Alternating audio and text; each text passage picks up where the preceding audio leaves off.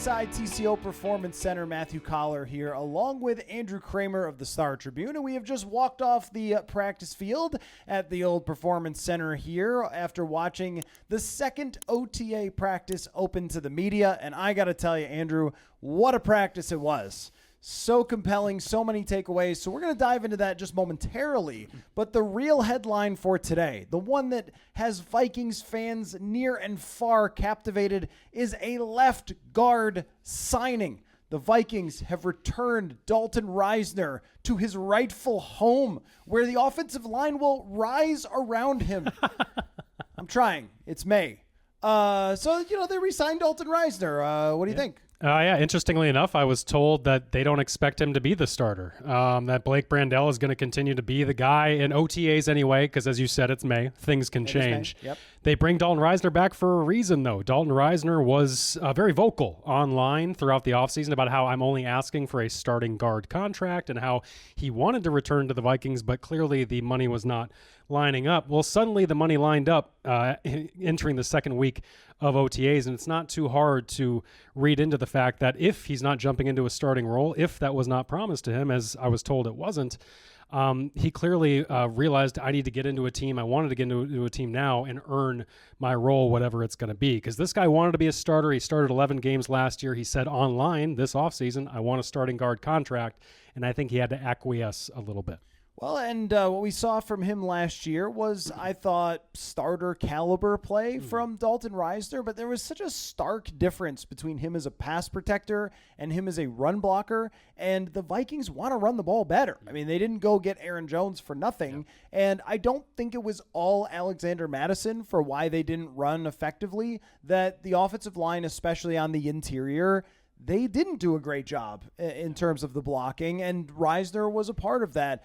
I am all for them bringing in someone who is a veteran that we know what the baseline is and saying to Blake Brandel, beat that. Yeah. Do better than that guy, because we know that Dalton Risner can be out of how many guards you think play in a year? 70 guards, 80? I don't know. How many play? But I know how many there would be if 2 played for every team, but more than 2. It doesn't matter.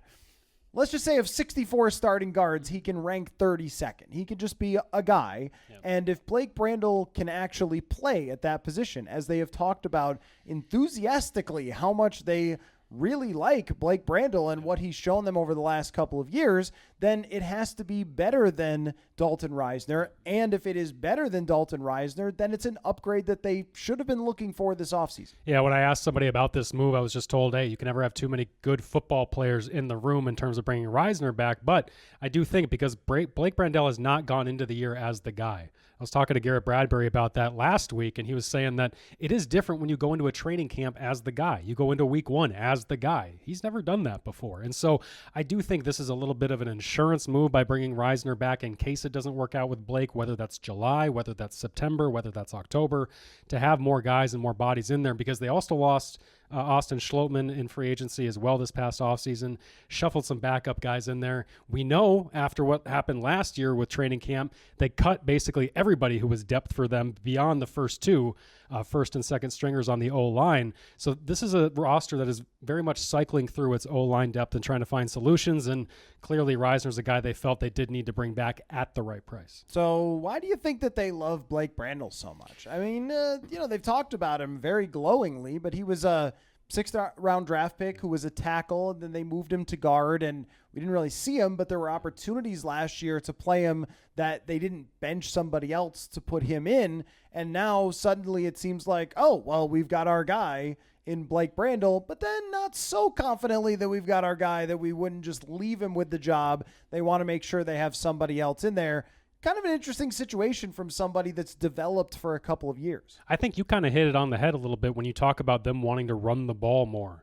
Dalton Risner, for as much as he gave them in 11 starts last year, he was a good pass protector. He was an improvement over Ezra Cleveland in that regard, because Ezra would have too many just lapses or brain farts that would kind of frustrate the coaching staff. Risner was pretty solid in pass pro.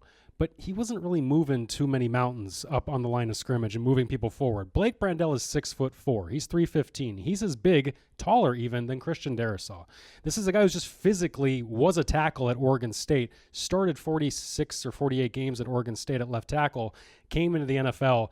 It was just last year when they moved him into guard. So that's why at least that's the reasoning why he wasn't ready to compete for a starting spot yet. This is really just his second year at guard. And so I think they're trying to give him some confidence, give him a runway to take that job. And it's just a matter of if he does. And the fact that they bring Risner in this early in the process, we haven't seen the contract numbers yet. It either means that number was so low the Vikings couldn't say no, or they just felt like they really needed that insurance policy for a guy that we're talking about, and Blake has never really done it before as a week one starter. Well, let me tell you, we got a quarterback competition, we got a kicking competition, and now we got a guard competition. What more can you people ask for from this team out of training camp? But I think that at least they have mild competency in Dalton Risner, and if that's the worst you do, the overall offensive line should be okay. That there's always going to be, no matter what, in the NFL. Like, look around the league, go through their offensive lines, go through the PFF grades, whatever you want to do, and find me more than 5 teams who are looking at their O-line and being like, well, there it is. I mean, there's our whole team. Look at them. It's masterful. It's beautiful. Most teams will have some questions along the offensive line, and during training camp, we're going to find out, is it Blake Brandel's job? Can he be a difference maker, or is it going to be halfway through and we go, no, it's Dalton Risner?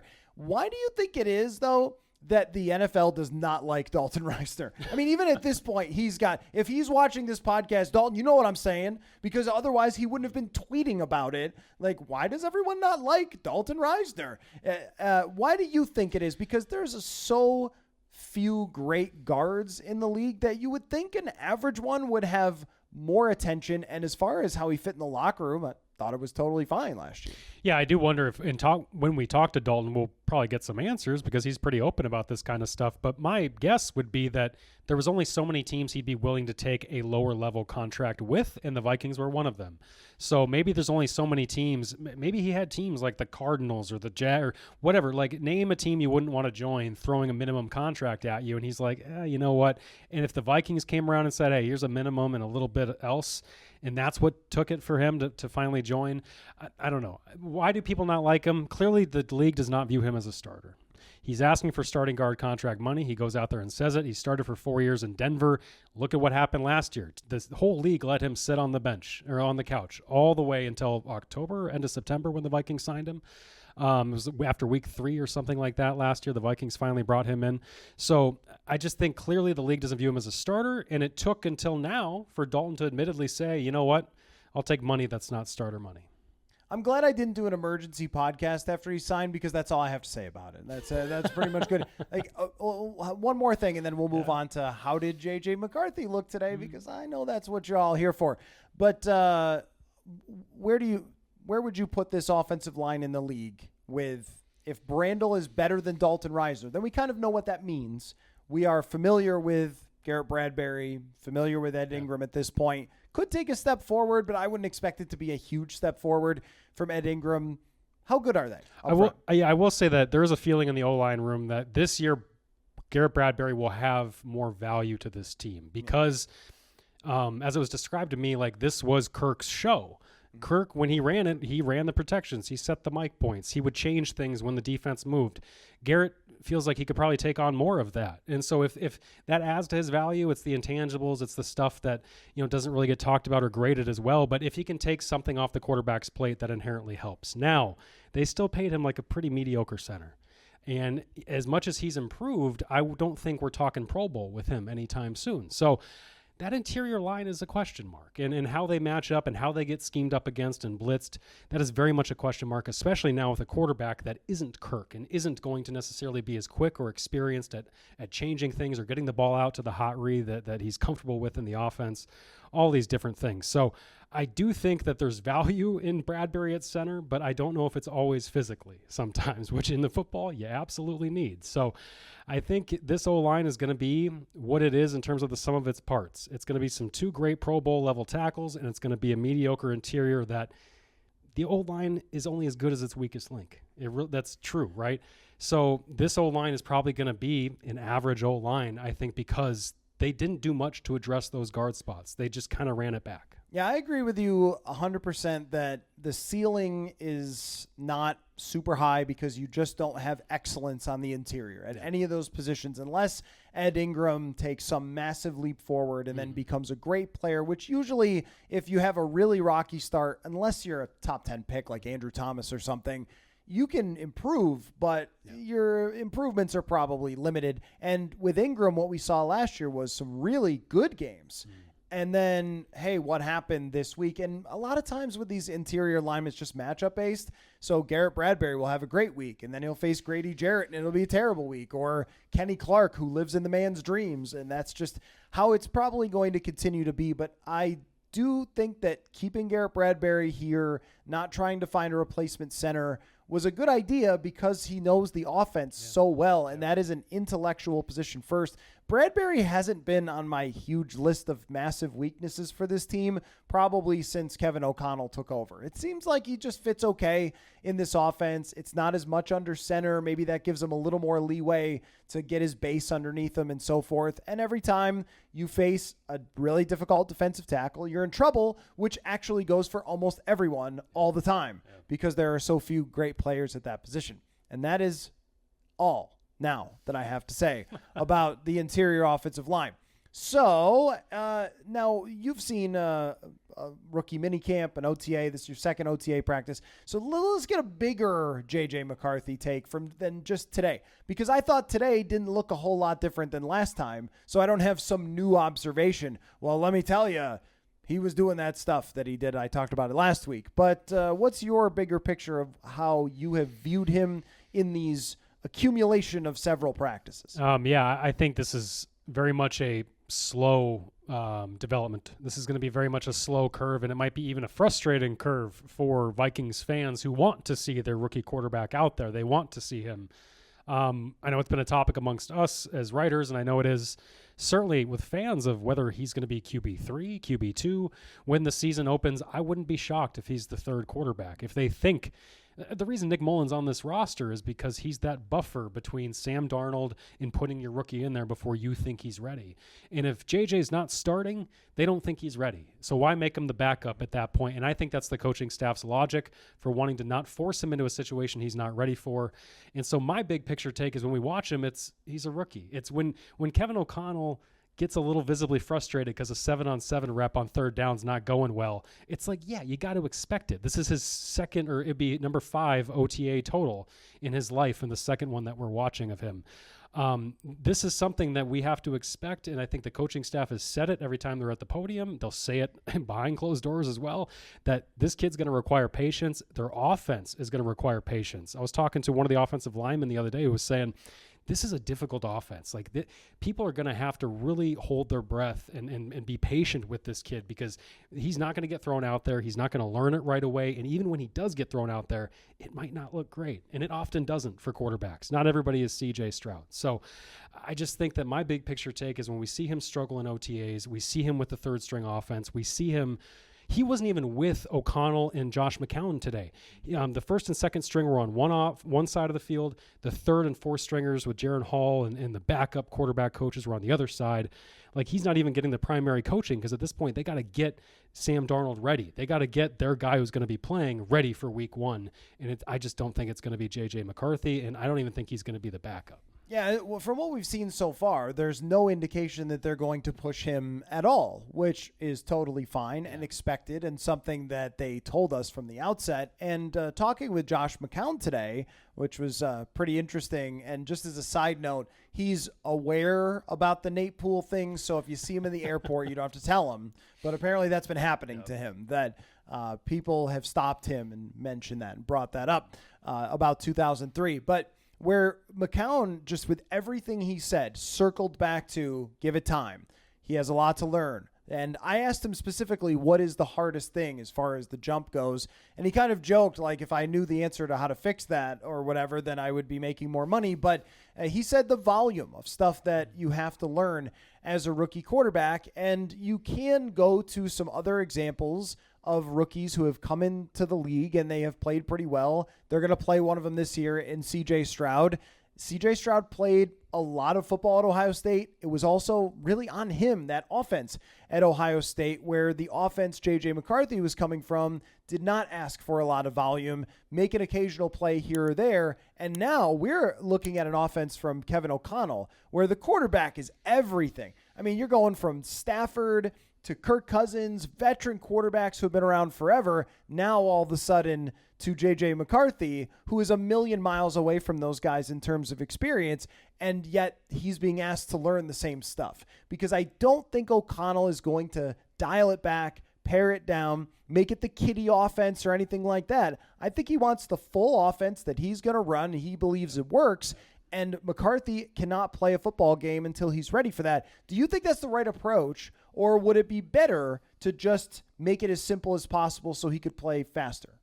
Yeah, if I knew that question, I'd be paid millions of dollars to be an NFL head coach, probably. Sorry, I know you want an answer and you don't want us to defer to the people who would probably know better. But, Matt, I do think this is the right way because I think for every C.J. Stroud, there is all those guys that are left on the heap. There's the Sam Darnolds. Like there's 1,000 Sam Darnolds for every C.J. Stroud. There's a Jared Goff who needs to be sent somewhere else to be a reclamation project to develop into a good quarterback. The Peyton Mannings of the world do not happen every generation. The C.J. Strouds do not happen every generation. More often than not, they look like Bryce Young, and they have to be talked about as if they need to be saved. So that's where we're at with J.J. McCarthy. Is if he went out there and looked poorly, the talk quickly turns to bust. The talk quickly turns to what were they doing, trading up for the 5th quarterback in the top 10? And then it turns into a swirling around this kid, the confidence issue, O'Connell having to try and save him from that, save him from the outside noise. This is all the stuff they're trying to avoid. And O'Connell saw this in Washington with Dwayne Haskins. Josh McCown saw this in 2018 with Sam Darnold when they were both on the New York Jets when Sam got drafted there and Sam got thrown into the mix and got destroyed and his confidence was destroyed and he wasn't the same quarterback that he certainly was at USC. So I think all of these reasons are why we're not going to see J.J. McCarthy and why I can't question it because how often do you see C.J. Strouds? They don't happen. It just does not happen. Patrick Mahomes had to wait a year, and then he was that. And he might have been that right away, but he also got a year to develop. Jordan Love got 3 years to develop and looked much more comfortable. I just think there are so many more examples of guys who have been given time and benefited from it than the guys who had to learn on the fly and said, you know what, I'm really glad I was thrown out there right away. I think it always depends on the guy because what we try to do with everything, and this goes for the draft as well, we always try to just look at history and say, give me the answers. Yeah. But every single person is different. C.J. Stroud's previous experiences and skill sets were different. C.J. Stroud entered the league as one of the most wonderful throwers of the football I've ever seen in my life. He ignited the NFL Combine when he just stood out there and threw the football. McCarthy is still learning how to throw it accurately, and we see that even whether he's warming up or he was throwing a little touch pass into the back of the end zone today, and he's like, oh, he got that one. That's good. And he's 21. Right. And he's 21. He hasn't thrown a lot of footballs in his career, and he has parts of his game that need refining that you can't start unless you have them up to snuff, I think. I mean, I would be okay if he threw a few interceptions because it was more line drives than arcs, but if you don't have the footwork down, the timing of the whole thing's not going to operate, and that's where we're starting from, his really square one. And I guess let's say you went the other route and Kevin O'Connell said, you know what, I'm going to dumb this down. I'm going to try and do what I did last year with Josh Dobbs. Not to say that they dumbed a ton down, but they did try to simplify things for him. What if I try to change the offense for JJ just to get him on the field? What are you accomplishing in the long run then? And I guess it feels like you're trying to build the plane while it's flying at that point, as opposed to what they're trying to do now, which is we have the blueprint of what we want. Let's try to get him ready to fulfill that blueprint as opposed to just change it to get him out there and then add a part here, add a part there, and then maybe in 2 years he knows the full offense. Okay, so we don't have much from today for how did J.J. McCarthy look, unless you had observations. Did you observe anything? Just the fact that this coaching staff was very much developing and teaching. And we, as the PR guidelines say for what we can say out of these practices, they say know the difference between admonishment and teaching. I have to say there was a lot of teaching going on. There was a lot of teaching. I'm going to tell you the truth. I never read the guideline, and so now I'm wondering what I've broken from that.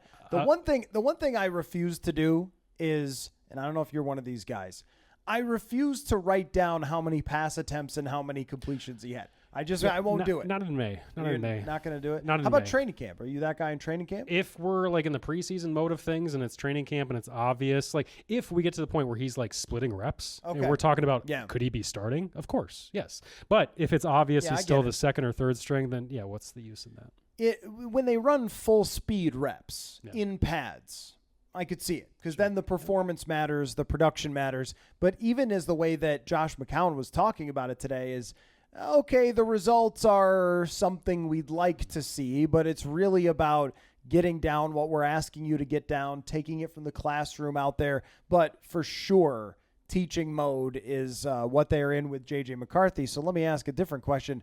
How's Sam Darnold look to you? I think Sam looks inconsistent at this point, but that's also to be understood because the reason why O'Connell and Josh McCown are spending so much time with that first string offense in practices is because he's learning it. He's going through all these things for the first time. He knows some things from San Francisco, but he's changing all the words in his head. One West Coast kind of concept that they ran in San Francisco, they absolutely run here, but it's called something else. And so he needs to change all those things. Kirk Cousins talked about this, of saying one thing was called arches somewhere else in Washington, and I had to come here and learn it as a totally different name, and I can't remember what it was. But the point is that they have to translate that. And so then you see it out on the field, and it looks clunky. It looks like he's thinking through all these things. It looks like he's thinking through his reads. The ball comes out late. It comes out high. And you wonder how much of that is something that he's been battling his whole career in terms of inconsistency, because Sam has been pretty honest with us and saying that the thing I want to be better at is just being day in and day out a better, consistent quarterback and achieving those high points that I know I can and doing it every week. And I think those are the things we're seeing right now. And you're seeing it without Justin Jefferson. You're seeing it without TJ Hawkinson. I think these things will all look better and easier for him once they have their system in place. Once his passes that are targeted for JJ are going to him, as opposed to Jordan Addison, where those things might sail over his head a little bit. I think it's looked fairly smooth with Sam Darnold. Like, it doesn't look like a training camp practice yet. It looks like an OTA practice where everybody's feeling it out, and it's almost like mid-play, going, "Oh, is it there? Is this the play? Is this the lineup? Is this the alignment?" But the plays that they have run with kind of everybody around, everybody gathered together, I think that he's been okay. Nick Mullins did not look great today. There were a few frustrated moments from Kevin O'Connell, but, whatever. I don't know what to say. Like, you want Nick Mullins around, but even when you watch him throw the football versus the other guys, you don't really want him playing. You just want him here and practicing and so forth. And maybe it's QB2 because he can run the offense. But as far as Sam Darnold, the throws that have gone a little high, a little inaccurate, I assume that some of that is getting on the same page with receivers. And also the fact that Sam Darnold might just not be the most accurate quarterback in the league. We have watched Kirk Cousins practice, and there's a reason why Kirk Cousins convinced everybody that he was a starting franchise quarterback that you should pay $100 million, which is because he was one of the most accurate quarterbacks in the league. So there is this adjustment for even us where we have to go like, ooh, that wasn't really on point. And it's like, oh, yeah, well, it's not the guy who is always on point. Sam Darnold does throw the bleep out of the football when it comes to the velocity. But Jordan Addison said that, it's been a pretty quick transition, and he's a straightforward person. So I think it's looked fine. It's looked like a pro quarterback running an OTA. Yeah, I should mention there's been no step down in terms of the arm talent from Kirk, certainly. Like Kirk, no, the talent is there. Yeah, when we talk about Kirk, I don't know if anyone's saying like, boy, that ball pops out of his hand. Like with Sam, there's more of that. You see more of the third overall pick in Sam Darnold. Absolutely. It's that consistency that, we got used to Kirk being such a machine. It was just robotic. Even the checkdowns were robotic. They always went to the same spot, generally always in stride for the receiver. And so it's noticeable now when those things change and it's not Nick Mullins or Kellen Mond throwing the ball and you're still seeing those issues. So, I guess that's understandable that we got to calibrate our stuff a little bit. But I think Sam is going to surprise people. Like, my guess is how this is going to go. I think he's going to adapt to this fairly well because of his experience with San Francisco, because of being in a West Coast system before, having this much experience between different teams, the setup, the receivers, all that. I don't know. I have a feeling we're going to get into the season and he's playing better than people expected. All right, well, for Sam Darnold, what's reasonable? What's unreasonable? Like, as far as expectations go? I think reasonable is a above 500 quarterback at this point. I do. I think he's veteran enough. I think this offense is ready enough. I think they are going to try to balance it more with Aaron Jones to make it less on his shoulders. They say they've learned a little bit of a lesson about putting too much on the quarterback after what happened last year with the backups. We'll see. We'll see if in crunch time Kevin O'Connell calls runs as opposed to passes. We'll see. But they want to do these things, and I think that can help the quarterback. I think that can take some off his pressure or off his plate. And this is such a talented group when it's fully assembled. When Hawkinson's there healthy with Jefferson, Addison, you don't need to do much. And Sam Darnold said this, I think, in his first availability with us. I just need to get the ball out and let these guys play. And I really think they're going to design a system that might not be as far downfield as it was with Kirk, but is designed to get that ball out and just let these guys work. So he's not throwing it to Justin Jefferson. He's been traded. No, I'm just kidding. He's not been traded and won't be traded either, but he was not here. Would you expect him to be here for mandatory minicamp? Yes, I would. Just because... Even with no contract? I do. Although he might be getting advice to the contrary. So that's interesting. Well, can you... Question about mandatory minicamp. If he shows up here and wanders around the outside of the field, this would be like in gym class. If you forgot your gym clothes, they would just make you walk around the outside of the field in shame. I don't know if I was done at your school, but that's what they did at my school. Yep. And so it was like motivation to not forget your gym clothes, because then everyone would laugh at you as you were walking around and they're playing flag football or something.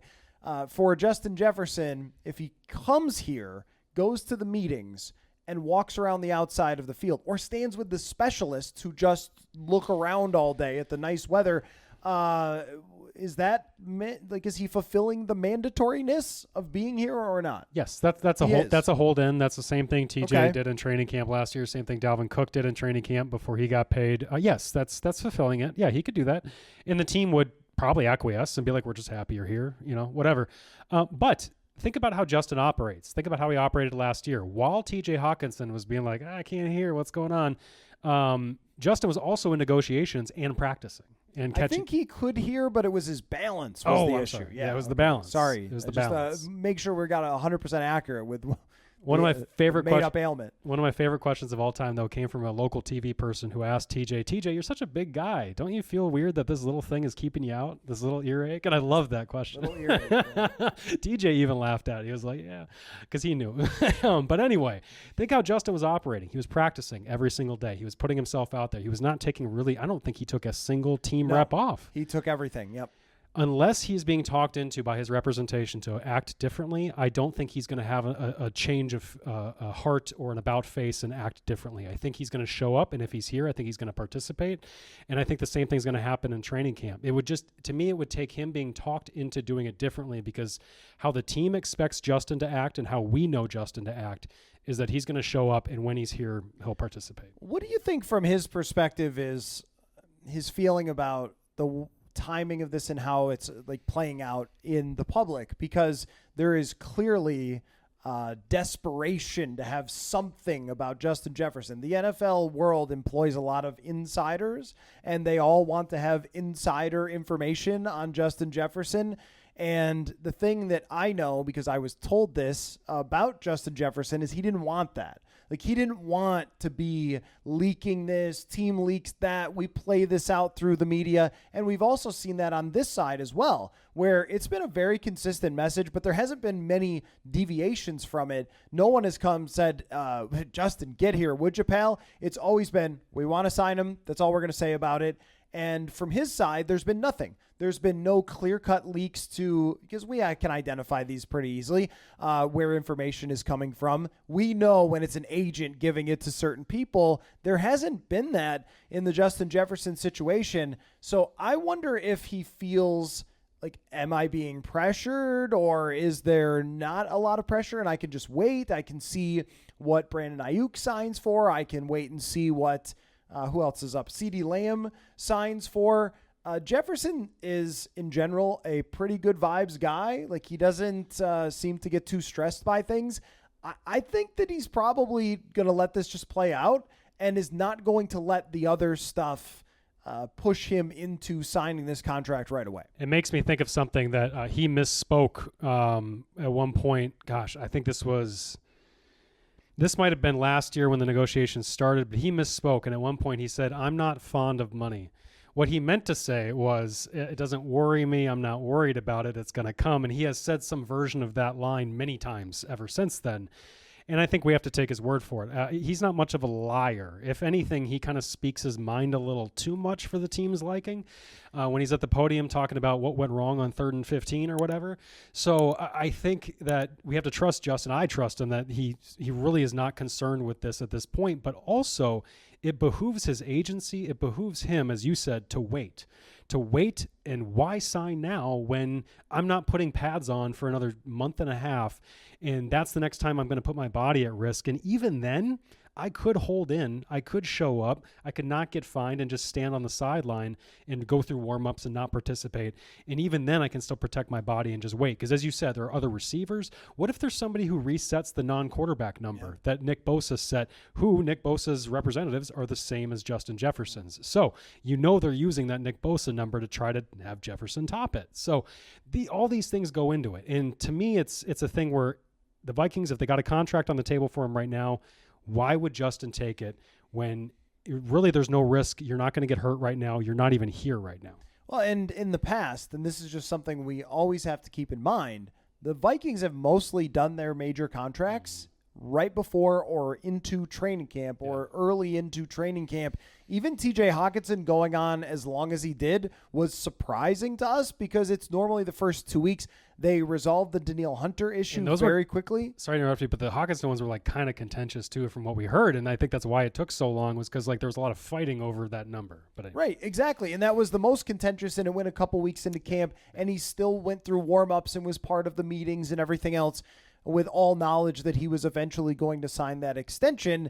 And so I think of Xavier Rhodes, Stephon Diggs. There's been extensions that we've seen where a guy was under contract, like Linval Joseph, that they announce when we get there for training camp, and it's not that stressful. But it seems like just the world that we live in right now is so demanding of stuff to happen. It's like if it doesn't happen today, then he's got to be traded, I guess. And it's lately probably pushed me to the edge of sanity. I thought they wanted Malik Neighbors. Yeah, let's not even go there. But so someone said hello to how you been, and I was like, man, this is like misinformation football season, I guess. But that the amount of pushing and, is he being a diva? If he doesn't sign, he should trade him. It's like, whoa, these usually don't even happen until it's time for training camp. So I know that we're all desperate to have it right now, but I think it will come and it'll be on the way. I liked your tweet where it was like, tap the sign, everybody calm down. Yeah.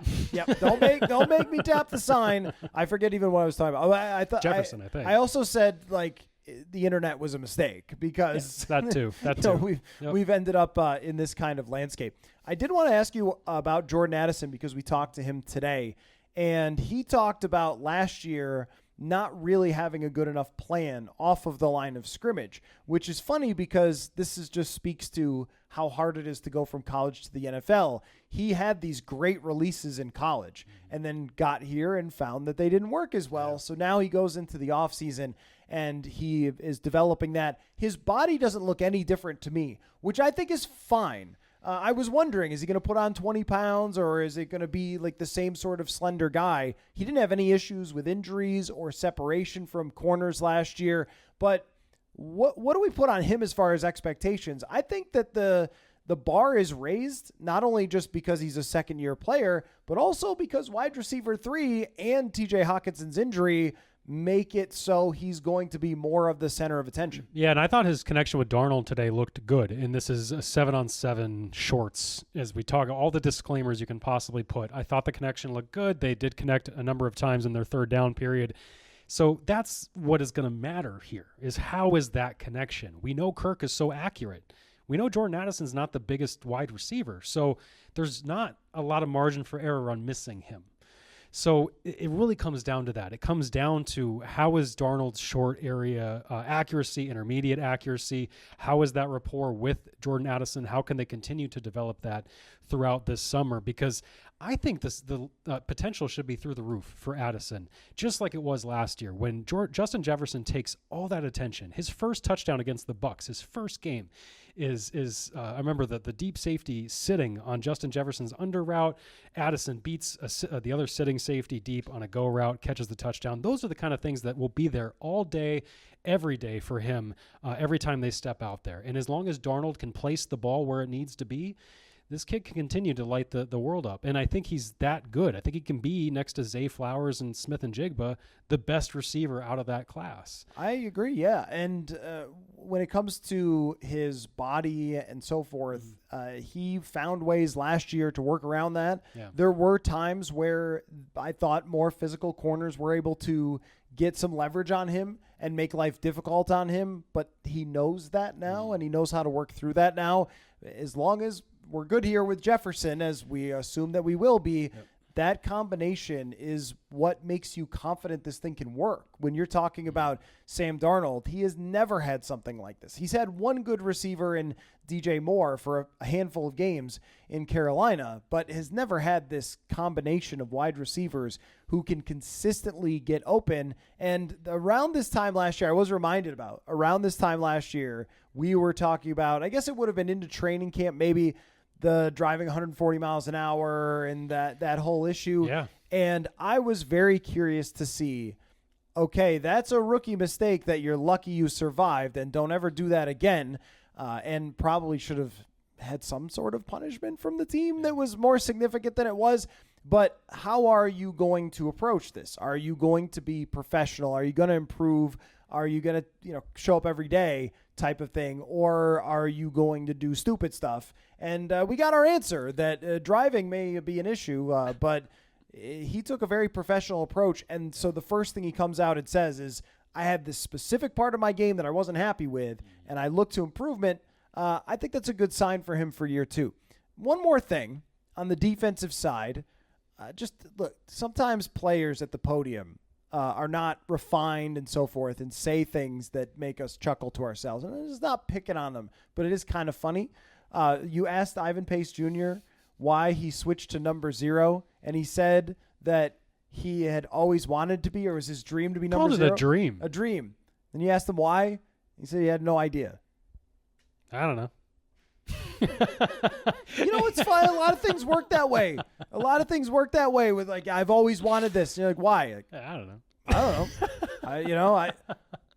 It was funny. Like, I didn't even register how funny that was until after the presser. You said that to me. You're like, he doesn't know why it was a dream. And I'm like, yeah, he doesn't, does he? That was because I get so used to just like some of those stocked canned answers that I didn't register that he said, I have no idea why I dreamt this.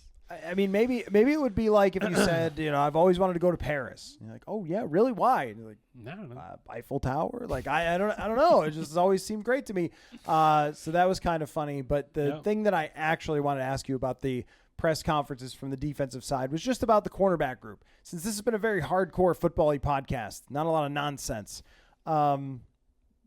Shaq Griffin's looked pretty good to me. He has. Yeah. He is lanky. This is a lanky fellow. Yep. And actually, I think Kyrie Jackson has looked kind of good to me. He's enormous. And I think that they're better there now because of these two. Caleb Evans, to me, looks like the guy who's going to be pushed out, as he was at the end of last year, getting benched numerous times. And the version of Byron Murphy that plays inside more, in my opinion, could be better. That's not declaring this group good, but it does look better than it did last year when we were watching the corners. And Juwan Williams, we miss you. Great guy. I'm not joking about that. Really, truly a great guy to be around, but not someone you wanted actually playing in a lot of games. That was a guy who started week 1 of training camp as CB2. I think they've made a serious improvement here, even if it's not to the point where I would say it's above average. Yeah, and I remember then Mekhi Blackman at the start of training camp last year quickly taking that job from Juwan, and Brian Flores being like, don't read too much into it. It's fine. It's fine. And the subtext is, we don't have enough corners. I need to play 3 safeties every single down. Now we're watching OTAs, and Harrison Smith is leaving the field. Harrison Smith is leaving the field when they go nickel, and they go 3-corner nickel with Byron shifting inside, Shaq on the outside, and right now it's Mekhi Blackman, primarily as in the 2 OTAs we've seen. It's Mekhi Blackman as the outside corner, and occasionally a Caleb Evans is rotating in there. I talked to Shaq Griffin for a while after practice today. He seems ecstatic. I don't think he stopped smiling, and I got to tell you, it wasn't because of my disposition. He wasn't happy because of me. He seemed You don't have that effect on people. I really don't. You're pretty even keeled. He just seemed ecstatic to be here. He just seemed incredibly happy, and I don't know. It was not something I was expecting from a guy who was cut and kicked around the league a couple times last year, cut from Houston, cut from D'Amico Ryans' squad. Because he wasn't really living up to that zone coverage they wanted. And he said, when I went to Carolina last year, we played more man, and that's why I wanted to come here to play more man coverage. And you talk about the changes this offseason. It's going to be more corners, so they hope they can play Byron Murphy more on the inside. It's potentially less Harrison Smith on the field with Bynum and Metellus as the deep safeties.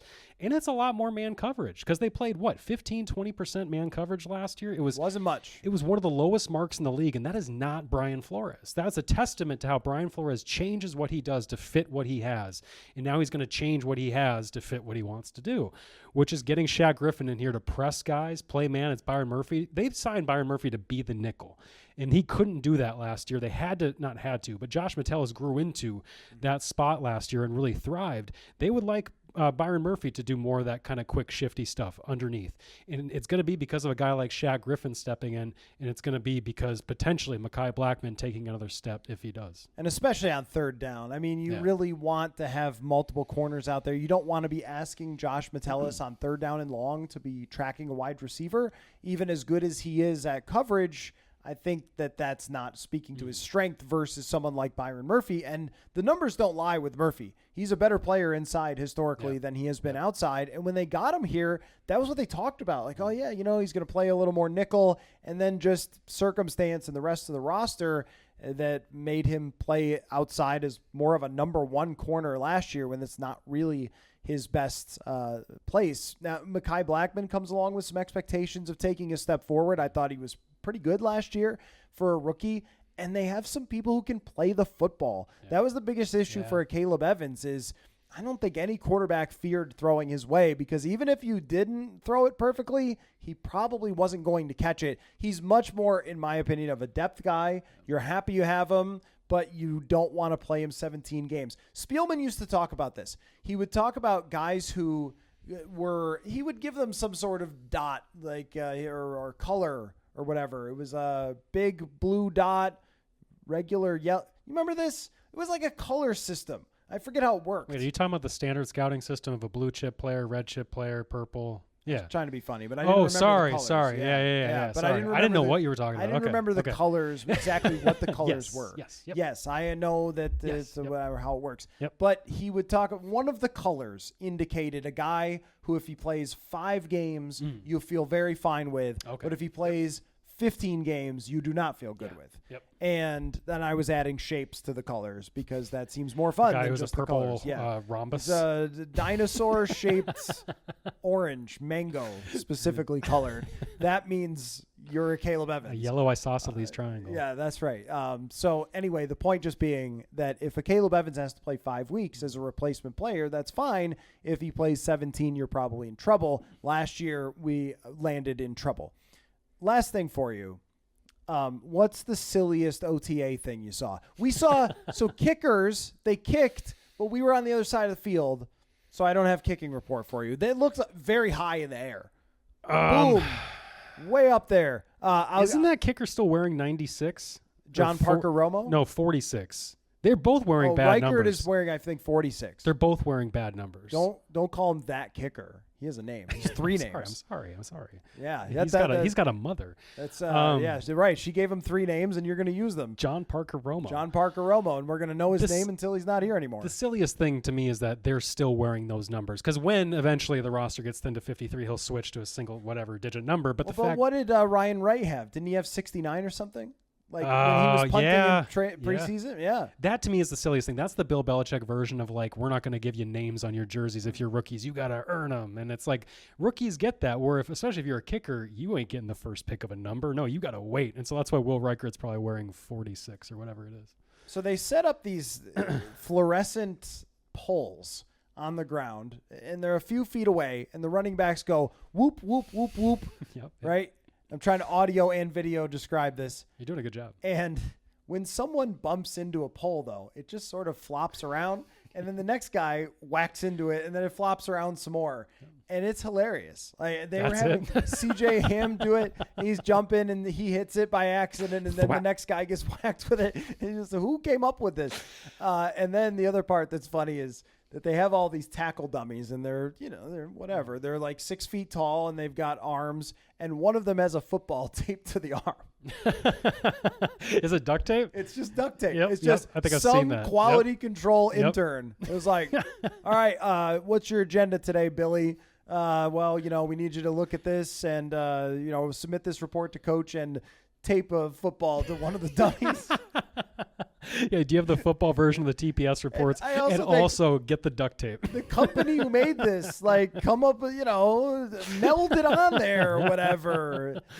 Give them a dummy with a football. The interns. You can't buy that? I just picture the intern having a hard time getting it to stick. It's falling off the dummy. He's like, God, the coach is going to fire me over this. I can't get it to stick to the dummy. The other thing I should mention, Josh McCown being active. He looked like he was playing today. He was running routes, catching passes, some passes going over his head, but he was catching passes. Like he was moving all over the place. I think that looked to me like a guy who is not too far from his playing days, and he feels like it. So, we cover all these things objectively and all that, but Josh McCown being here, it feels similar to me with Gary Kubiak, where you're like, you guys believe this? When Gary Kubiak shows up, you're like, I never would have believed Gary Kubiak would be here calling plays. Guys, and Josh has the same charm too as Gary. Yeah. I mean, they have that. Yeah, for sure. Former quarterback, backup quarterback. There's a little bit of a Texas accent mixed in there. Yeah. And both incredible, incredibly personable, incredibly likable. They'll charm you, and they might tell you nothing, but they're going to make you feel so good about it. Do you know how hard it is to make the National Football League? You just look at all these college quarterbacks who put up insane numbers. They were the best quarterback in their town. They went to youth camps and destroyed all the other little kids and everything. And they go to Ole Miss and they throw a bunch of touchdowns, and they come to a training camp in the NFL and they laugh you out of the building. And idiots like us do podcasts. Like, why do they even invite this guy? And here's Josh McCown, or Gary, who's the same way. A backup quarterback who came from, whatever, and has been criticized his whole NFL life. And just, gets drafted and finds a way to have a 20-year career in the NFL.